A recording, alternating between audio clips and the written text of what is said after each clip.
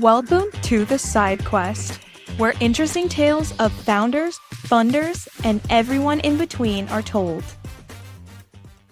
Hello and welcome to the Side Quest. My name is Joe Colopy. I am the Grit Bead Godfather. I'm still a Grit Bead Godfather. Today is Tuesday, February 3rd, but we actually released the show on Thursday. So if you're listening on February 5th, you didn't miss anything. With me, as always, is Sonali of Primordial. How's it going, Sonali? It's going great. It's actually my 1-year anniversary at Primordial today. So yeah. Congratulations. Thank you. Yes, year one, hopefully many, many more. We've been excited to have you in the office and on the Primordial team.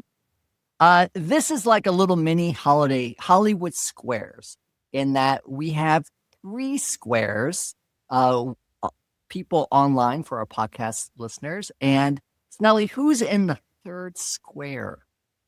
Well, we are super excited to bring on our 3rd square guest, who's Jason Caplain, co-founder and general partner at Bull City Venture Partners, has had a marvelous career around investing and working across enterprises of different sizes. So really excited to dive into more of your background, Jason, in the later podcast. Welcome, Jason. We're excited to have you. Thanks to you both. Jason Caplain, by the way. Caplain. Way to make it awkward, Jason. We're trying to start off on a positive thing. I've known Joe for 27 years, but that's okay. I appreciate you correcting me because I actually think a lot of people get my name wrong, and sometimes I wonder if I should correct them. So thank you for correcting me. Absolutely. Okay.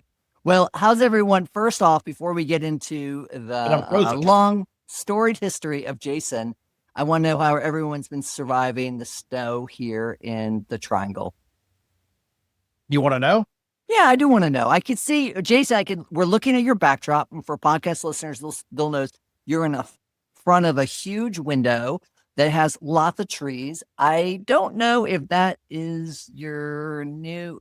I'm guessing that might be your new office. It is our new office. Yeah. It's in the same spot, Joe, where you and I met. So we moved to Meridian Parkway in Durham, and that's where the second office was, where I worked out, for Red Hat. So back to my roots. That's so full circle. Yeah. There. Yeah, pretty cool. Well, I want to hear first how Sonali is surviving the snow, and then I definitely want to go back to lore of the past when we actually first met back in the Red Hat days. Every single time there's a snow forecast, I'm always there's a little bit of delusion where I'm actually thinking that there might be something. So this weekend was a little underwhelming, to say the least. But snow over ice any day. I'm doing great. Still have power. Fridge is stocked because I went on a grocery run again, like everyone in the Triangle does. Got bread and milk. So we ever need toilet paper, we'll just go over to your place. Yeah, for sure. What about you, Joe? Pretty good. As you know, I'm originally from Akron, Ohio, so I am northern battled. But I was just wondering this, and I want to ask the same question to Jason, it's been many, many moons since I've kind of lived in the cold, bittery North Coast, as they might say. And so I think I've softened quite a bit. And I know, Jason, you're from around Boston. Where exactly around Boston? And do you feel when did you move to North Carolina, and have you softened your winter toughness? Yeah. So I moved here back in December 98 for Red Hat. And wow. And I grew up in Fall River, Mass. So about an hour south of Boston. So and I go back there. My parents are in the same house I grew up in. I go back pretty frequently, bring the kids, all that. How are you with the winters there? Yeah, I'm fine. Or down fine. here? I mean, I've got my Pats. My my puffer jacket over there, the Bruins puffer jacket. Have I softened? Maybe a little bit. I was up there right after Christmas, brought my son sledding, and temperature probably in the teens, and I was freezing. I was out there for a little bit, and half hour was a lot. I know you both went to college in Massachusetts, and I actually lived in Boston for 6 months before starting this job. And a lot of people, I mean, there was a lot of fear mongering and kind of some propaganda about like Boston winters. And I don't know why it wasn't as horrible as people make it out to be. I feel like I bought my heavy coat, prepped for the winter as I needed to. And I feel like in Boston, there's not as much wind, at least in the city. So I feel like it wasn't as grueling or like bitter of cold as I was expecting. I might disagree on the. I felt it was pretty windy at times. That wind could whip through, especially Boston, like being close to the water. But also, okay, I was a little bit further inland. But like Massachusetts winters are like summers here. That's my opinion. So like, hey, you want to stay in, you don't want to go out. It's the same thing. The rest of the year, we complain about the winter. I know it's like we've got snow on the ground here now, but the rest of the year I think is gorgeous up there. So. It can still get pretty hot and humid in July, though, don't you think? I think it's like it has like a few days that are really hot, where here I think it's just like brutal for 90 days. Yeah, I definitely have gotten more tired of the heat and humidity in North Carolina as I've gotten older. That's why you stay in. Yeah, I guess so. Go to the beach or mountains. That's what we have. You know, we also have. We've got lots of great places to go here to escape that. Mm-hmm. So, Jason, we've like you said, we've known each other for a very long time. We were both, I don't know if early employees. I mean, early employees at Red Hat, given how big it eventually got. When did you join Red Hat? Yeah, it was just December 98. So I was like 80th employee, I think. Yeah. Because I think I was similar around 100, and I joined as an intern actually, but kind of rolling the full time in April of 99. Because I was still in business school at UNC and then finished up and became full time. And I was like a mid-level marketing person, and you were a mid-level finance person, right? Yeah. It's kind of fun. It's kind of really, really neat. And here we are. And back in the day, I think I was telling Snolly this is a lot of the .com triangle momentum and energy was actually centered around Meridian Parkway. Meridian Parkway is kind of office development that is near 55, 54 and Southern and Durham. I thought it was nice. I liked it because Red Hat was there, and then before that, I think OpenSite was there, and there are a number of different startups there. Also, later on, like 2002, maybe 2002, 3, early stage Bronto, we moved to the Regis building, and we were there about a year and a half, which was Regis. I didn't know that. The WeWork predecessor, and we were in like a windowless closet room, which was the cheapest, smallest thing we can get in the depths of the .com bust. And the folks in the big room, which wasn't that, I mean, it's probably as big as the room I'm in now, was Bandwidth, actually. Oh, yeah. Wow. Yeah. So it was kind of neat. And they obviously went on and did even more amazing things. And then, we all did in different ways. And so it's kind of, iContact was over here, Spoonflower, one of our portfolio companies. NVIDIA has an office here right next door to us. So yeah, it's, so it's definitely developing, and it's also kind of a good halfway point for us. So we have 2 people in Bull City that live in Raleigh, including me, and then 2 in Chapel Hill. So it's a good like halfway point for us. I want to give you a little bit of a tip, and then want to deep dive in that. When we were early stage, Bronto was based in Meridian Parkway in that Regis building. We were very sales centric, and so we'd want to have sales prizes, but also if we didn't hit our number, punishments. And they were kind of all in good fun. And we were very small and we had very little money. So one month we didn't hit our number. And so one thing led to another. And we decided that the punishment is we would have to, at night, swim across. There's like a fountain pond. There still is. It's so freaking nasty. This feels like hazing. Well, we did too, right? And so we swam across. We got some Bud Tall Boys, whatever, swam across a thing. It was the nastiest. I do not recommend. So hopefully, if you all make a bad investment, you don't make David and your new crew kind of swim across that fountain. Yep, I'll have the raft. So to take a step back a little bit, I mean, I'd say we've known each other for a long time. I've known Bull City Venture Partners for a long time. Maybe you could just give us like just a high level lay of the land in terms of what y'all are, your facts of what you guys are. And I know you have some recent additions to the team as well. Yep. Yeah. I think the quick highlights for us are we've been investing now for the last 25 years. So it's our 25th anniversary last year, 2025, which is cool. Congrats. Thanks.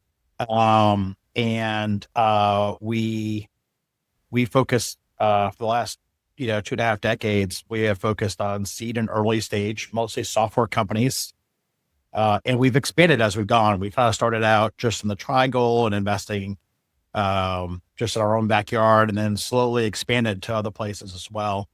So now we kind of cover most of the East Coast with our. Every once in a while, we'll bounce out of that and invest in something even further away. We've done a couple companies in the Bay Area with founders we've built long-term relationships with, maybe here, and they kind of move out there. So we've kind of followed a few people.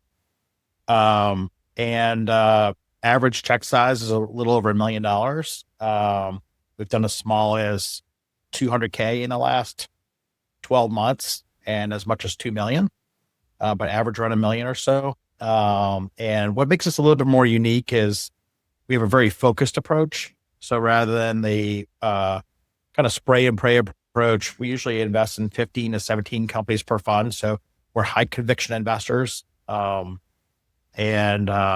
we think we're super helpful to each company with helping them out with recruiting and helping them with customers, and also helping them find the next round of financing. So that's kind of our story.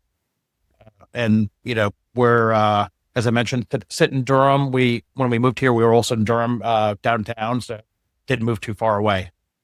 Yeah. One of the challenges, I think, for any entrepreneur that is seeking funding is to sift through all the different investors that might apply to them. And I think one of the frustrations or challenges as an investor is to get more relevant and qualified inquiries and connections, particularly if they're just reaching out randomly. As entrepreneurs in this region kind of look at local VCs or look at potential VC investors, which ones do you think are a better fit for you versus maybe someone else? The ones that are going to do well are great for us. The ones going to let's stay. That's the winning answer. Yeah, exactly. Yeah, exactly. I would say, so 80% of our companies are between that. When we invest, 80% of our companies are between 200K to 2 million in ARR when we invest. Okay. That's 80% of where we traffic. And then we do the barbells with the other 20%. So 10% are, before that, like we did a company last year that was at 50K in ARR. So just a little bit of revenue. And then we've done some that are 10 million in ARR as well. Usually those are the later stage ones are often bootstrapped companies that, have gone without capital. Or maybe we built a long-term relationship with the founders and somehow it got by us and we have an opportunity to kind of make it right at a later stage. We're trying to make it right. And usually I would say our founder, we're known for backing experienced founders. Mm-hmm. They don't have to be repeat successful founders. But it breaks out to be about 55. Right now, 55% of our founders are repeat successful founders. And then, the rest are first timers, but someone with like deep domain expertise. Yeah. It's not their first rodeo in whatever they're doing. Maybe the first startup, right? Yeah. Yeah. Like Leah at Clonable in Raleigh.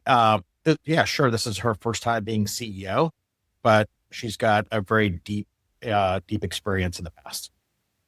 Got it. That makes a lot of sense.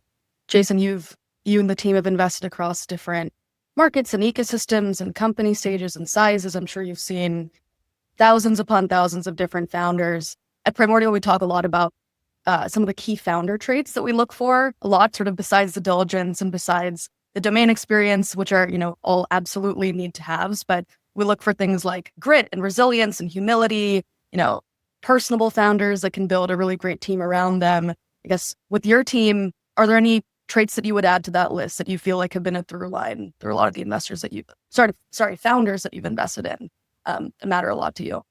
Yeah. I think like their ability to, so we look for founders that I get the feeling like I want to quit my job and go work there. So Awesome. that's the bar, right? So it would get it wrong. We get it wrong a lot.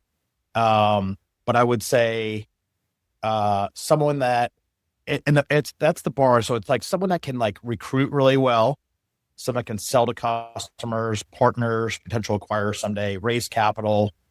As I mentioned, build a team. So it's all of that. I would say persistence, and you kind of had the grit piece, but persistence.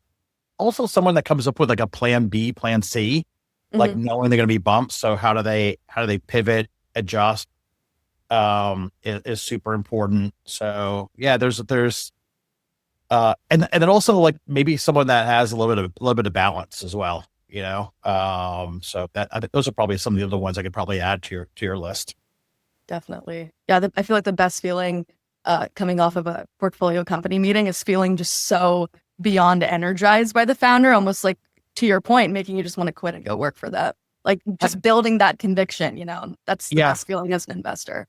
It can also be a trap too, by the way. Like there are some great founders out there where love them to death, but don't love the business. So we try to balance like our passion for the people, and then how do we plug in and be a great partner. So there's been times where we're like, we love the company, but may not love the business, and we feel like we wouldn't add the right amount of value to the company. So we pass over that as well. That makes sense. So, Jason, you've been in the venture game locally for a long time. Your investment area has grown a lot, but being based here, for Sonali, who's kind of newer to being a VC, can you speak to like how you feel like the venture landscape locally or regionally or nationally is now compared to say 10 years ago, and any impressions of like where we are in the market? Is it good? Is it bad? Is it middle? Is it whatever? Yeah. I mean, I think that like regionally, the landscape has definitely changed a lot. So you rewind and, here in the region, there's InterSouth, there was Aurora running checks, Wakefield Group. Yeah. And they were big. They had big, a lot. Yeah. big. Up in the DC area, you had Valhalla, Novak Biddle, and NEA had an office there. All of that is gone, right? So now you've got I would say the number of firms has grown pretty considerably, but they're a lot of smaller firms. Mm-hmm.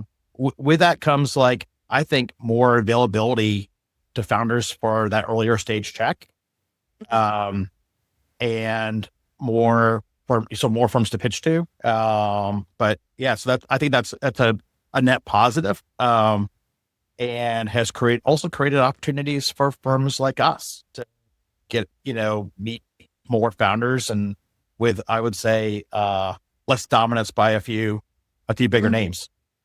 To kind of just get into that a little bit, do you think that means it's made it easier to get very early money, because a lot of these small funds tend to, because they're small, tend to invest closer geographically to where they are. But when it comes to Series A time, it's actually tougher because you need a large fund to do Series A things.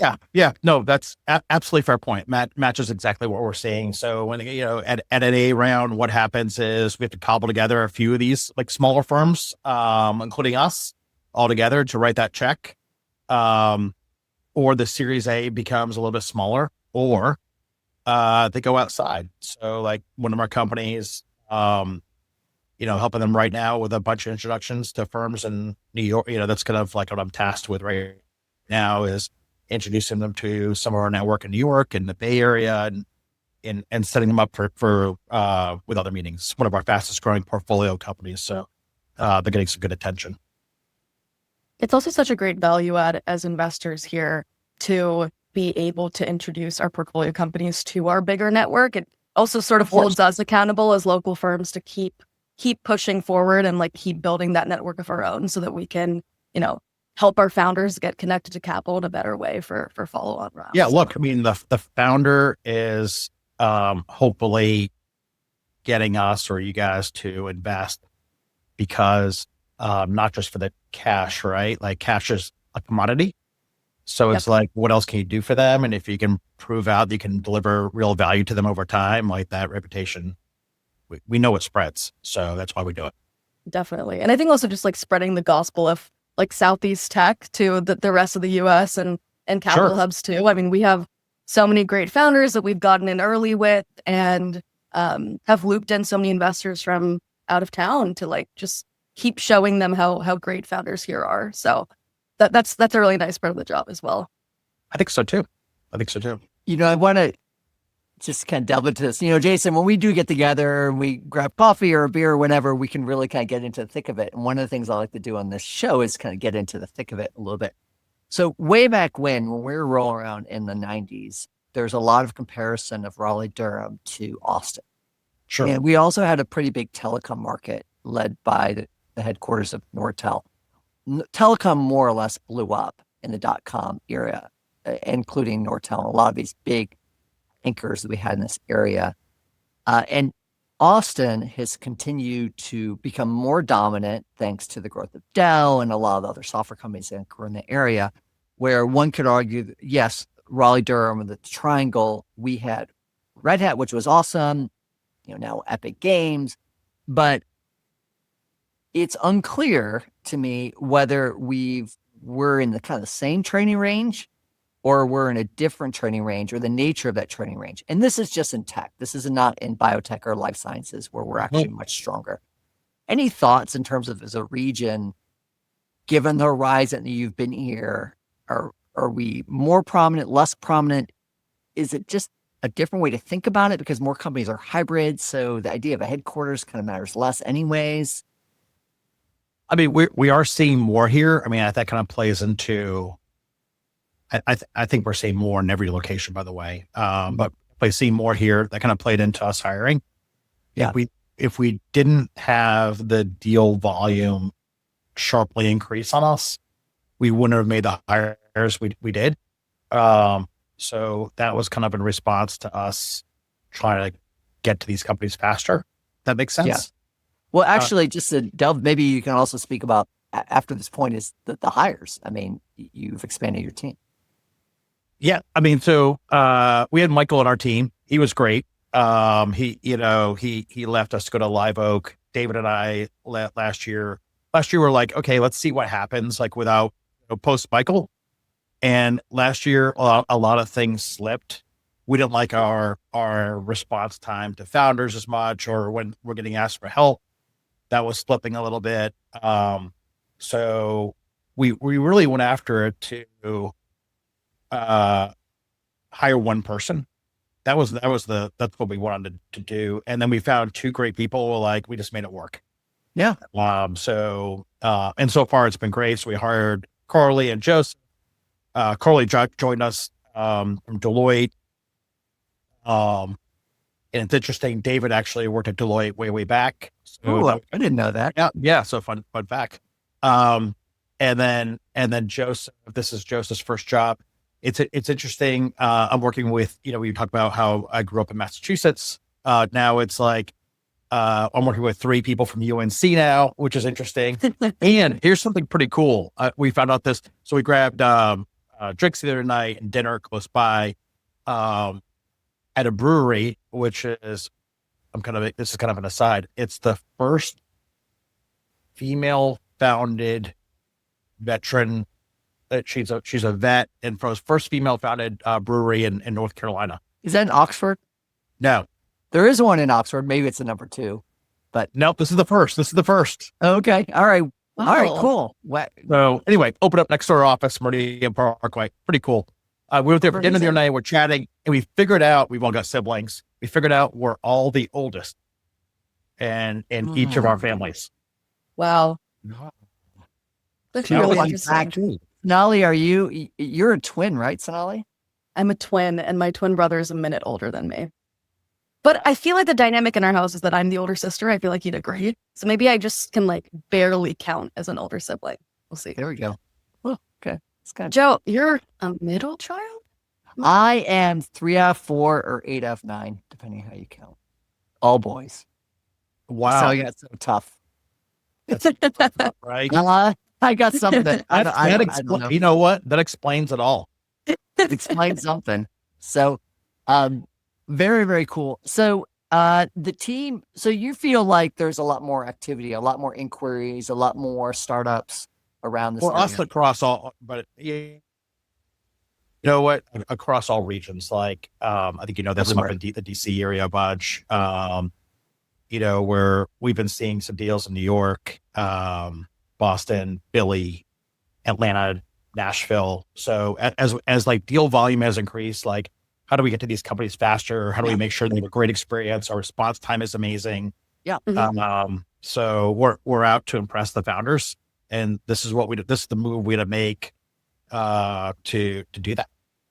No, it speaks. What's interesting, it could also mean that there's just more overall, more entrepreneurial activity, more people willing to turn their gigs into side gigs, side quests into something kind of real. And I think that makes for a stronger economy. So yeah, we're also seeing a lot of founders too, like here, there are a lot here, but there's some that, like Pronto, right, that are bootstrapping and don't want the capital. So there are a lot of great stories there too. Or I would say, I was often early on put on panels like you speak about bootstrapping. And one of the things that frustrated me a little bit is people would see it as very binary. It's like I just decided to bootstrap forever and then not bootstrap. And the reality is it's just a moment in financing. We just decided that was the type of financing we were going to do. We were going to invest more of this or that. But there were times actually that we picked up some debt to smooth out cash flows and so forth. And I think people might start bootstrapping and then they raise capital for a strategic reason. If we hadn't sold to NetSuite, we probably would have raised capital actually to propel ourselves into an IPO, just because I think we wouldn't have had the momentum to do it bootstrap wise. So, it's just more nuanced than I think a lot of people realize, that you finance for a purpose, you get invest for a purpose, and you make the best decision for your business. Maybe it's continuing. No, absolutely. Like, maybe not. Yeah, founder here locally yesterday on Zoom, and that's what he's doing right now. He's going to build it, get a few customers, and then go out and raise capital. Very cool. Great. We are coming close to the end of our time. One of the things that we started to do at the show toward the beginning is Sonali would give us a hot take. And so maybe what we could do is do a really quick hot take on whatever Sonali has brewed up. And then we can have any kind of parting closing words, Jason, that you'd like to leave us with. All right. Cool. Sounds good. Cool. Well, right. So this is something I learned this morning from Jen at Primordial. I'm not a North Carolina native, but apparently this is a big part of North Carolina folklore, or maybe not folklore, depending on what you subscribe to. But the Raleigh Snow Dome, which is sort of, for people listening that maybe aren't familiar with it, sort of like a local weather joke or theory or superstition, or maybe like somewhat scientific term for the fact that, Raleigh just has this ability to miss out on big snowstorms, even when the forecast shows heavy snow coming. And there's been the snow dome theory that there's almost this, for lack of a better word, kind of like invisible force field around Raleigh as a city that sort of just magically prevents us from getting the snowstorms that we are forecasted to get. So I wanted to ask, do you subscribe to the Raleigh Snow Dome theory? Is it just a coincidence? Love to get your thoughts on NC Snow. Me? Yeah. Oh, I totally believe it. Actually, we backed the company that created it. What? Please elaborate. I'm like kidding, guys. Let's looking around. You guys one. It's like we'll find it on your portfolio company page on the website. I'm sure. I don't believe in that. I don't. I try not to leave Durham. I try to stay within the Vespa range of that's my dome. True. So what happens in Raleigh? That's good. Every time I go there, I tend to get lost or get a parking ticket. Wait, the Vespa? I thought your Vespa was stolen. It was. I got a new one. I've had it for over a year, but there have been sightings of the orange stolen one. So I've been trying to track it down. I suspect it might be in the hands of some Duke graduate student. Thanks for nothing, Sonali, as representative of Duke. Hey, I did try and find I saw an orange like scooter of sorts, and I was in my car driving sort of like by 9th Street, like closer into East Campus. Yeah. And I followed this scooter, not in like a creepy way, but I did follow it for like 10 minutes before realizing it was not. Oh, well, thank you. I followed one right. as well in the red Vespa, and it was just like all getting kind of too weird and creepy. And Yeah. it lost me in the middle of Duke West campus. And so, anyways, that is a great Wait. topic. One more Yes. one more thing I gotta throw in here. Let's Okay. not only know about the race that you and I had on scooters.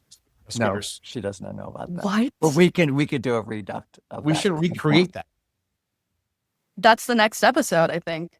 We will, maybe that is good social media fodder that we will do a redux, and maybe we'll expand our competitors. The highlight is I crushed Joe. Okay. Okay, that's Okay. not how Okay. but like, oh, okay, we can end on Different that. accounts. Okay, we are way past our time, but it's been fascinating, Jason, to kind of have you on the side quest. Any parting words as we kind of leave our listeners and viewers for the. I think the only parting thing is my email is jason@bcpp.com. So if anyone wants to reach out, and we post all of our emails to our website. So feel free to reach out if there's something we do to be supportive. All right, excellent. Thanks, Jason. Really appreciate having you on. Thank you, guys. Thank you. Enjoyed it. We'll see you. Bye. Bye.